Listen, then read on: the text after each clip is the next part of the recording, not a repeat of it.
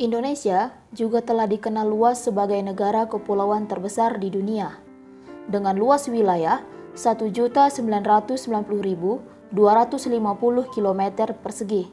Luas banget ya. 2/3 dari wilayah Indonesia adalah lautan, dan berjajar di atasnya belasan ribu pulau yang sambung-menyambung dari Sabang sampai Merauke. Menurut data Departemen Dalam Negeri Republik Indonesia tahun 2004, ada sebanyak 17.504 pulau di Indonesia.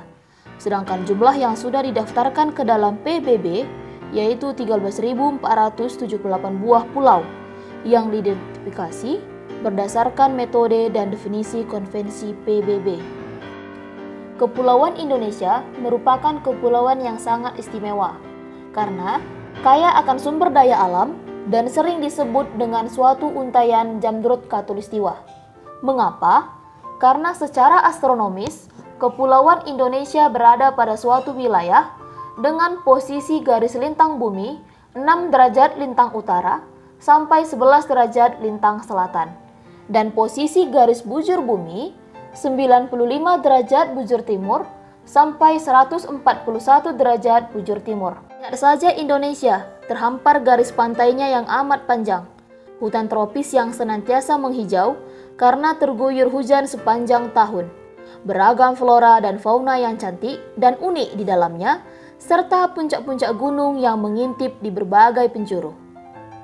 Secara geografis, terbentuknya wilayah Indonesia dibagi dalam beberapa tahapan. 1. Rodinia. Pada 1.200 juta tahun yang lalu, seluruh daratan yang ada di bumi ini tergabung menjadi superbenua yang dinamakan dengan Rodinia. Berdasarkan suatu rekonstruksi ulang yang dilakukan oleh beberapa ahli, Rodinia tersusun dari beberapa keraton, seperti Keraton Amerika Utara, Keraton Eropa Timur, Keraton Amazonia, dan Keraton Afrika Barat, dan lain-lain. Pada superbenua Rodinia, kita dapat melihat bahwa Australia pada era ini sudah mulai terpisah dari daratan lain, sehingga dinamakan sebagai Keraton Australia. 2. Gondwana dan Laurasia. Pada tahun 650 juta tahun yang lalu, terjadi suatu pergerakan kerak bumi yang terpisah menjadi dua superbenua, yaitu Gondwana dan Laurasia. Bagian-bagian yang akan membentuk Indonesia termasuk ke dalam superbenua Gondwana, dan juga ada Australia. Pada masa ini pula, Pulau Papua sudah terpisah dari Australia, sedangkan pulau-pulau lainnya dari Indonesia masih tergabung dalam Keraton Cina Utara. 3. Pezea. Pada 306 juta tahun yang lalu, superbenua yang terbentuk dari hasil bersatunya Gondwana dan Laurasia. Perbedaan Rodinia dan Pezea yaitu ketika beberapa pulau yang berasal dari Indonesia sudah mulai terpisah dari Keraton Cina Utara. Para ahli menyebutnya dengan Malaya. Pada era ini, Keraton Cina Utara dan Keraton Cina Selatan masih tetap terpisah. 4. Periode Cretaceous. Pada 94 juta tahun yang lalu, periode ini Cina Utara dan Cina Selatan sedang menyatu dan mulai membentuk benua Asia. Begitu juga dengan Malaya, sudah bersatu ke dalam benua ini. 5. Periode Tertiary. Pada 50 juta tahun yang lalu, Indonesia mulai terbentuk. Namun Pulau Sumatera, Jawa, dan Kalimantan masih tetap terpisah jauh dengan Pulau Papua. Sekitar 1 juta tahun yang lalu, pada saat Pulau Sumatera, Pulau Jawa, Pulau Bali, Pulau Kalimantan masih menyatu dengan semenanjung Asia, disebut dengan Paparan Sunda. Paparan Sunda akan terpisah oleh naiknya permukaan air laut mulai dari 20.000 tahun yang lalu sampai dengan sekarang. Dengan permukaan air laut yang naik atau turun karena dipengaruhi oleh suhu bumi dan glasier. Beberapa kali pada paparan Sunda ini terpisah menjadi beberapa pulau, kemudian menyatu kembali dan terpisah kembali secara berulang-ulang sampai kita lihat pada saat sekarang ini.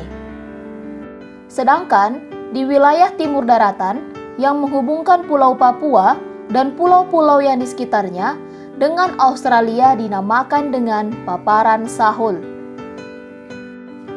Secara geografi atau persebaran fauna di Indonesia, ini dipisahkan oleh garis Wallace yang merupakan kajian dari Alfred Russel Wallace dari Britania Raya. Garis ini yang memisahkan fauna bagian barat dan bagian timur. Wilayah bagian barat yang termasuk dalam garis ini yaitu Pulau Sumatera, Pulau Jawa, dan Kalimantan. Sedangkan pada bagian timur terdapat Pulau Sulawesi, Irian Jaya, Pulau Sumbawa, Pulau Flores, dan Pulau Sumba. Garis ini terletak di antara Pulau Bali dan juga Pulau Lombok di selatan dan antara Kalimantan dan Sulawesi Utara. Hal ini yang menyebabkan fauna yang terdapat di wilayah Indonesia merupakan fauna yang sama tipenya dengan fauna yang berasal dari benua Asia dan benua Australia. Menurut para ahli, posisi pulau-pulau yang ada di kepulauan Indonesia selalu bergerak secara dinamis akibat suatu tekanan magma dari perut bumi. Pergerakan unsur-unsur geodinamika ini dikenal juga dengan kegiatan tektonis. Wilayah kepulauan Indonesia merupakan titik temu di antara tiga lempeng, yaitu di selatan ada lempeng Indonesia Australia, di utara ada lempeng Eurasia, di timur ada lempeng Pasifik.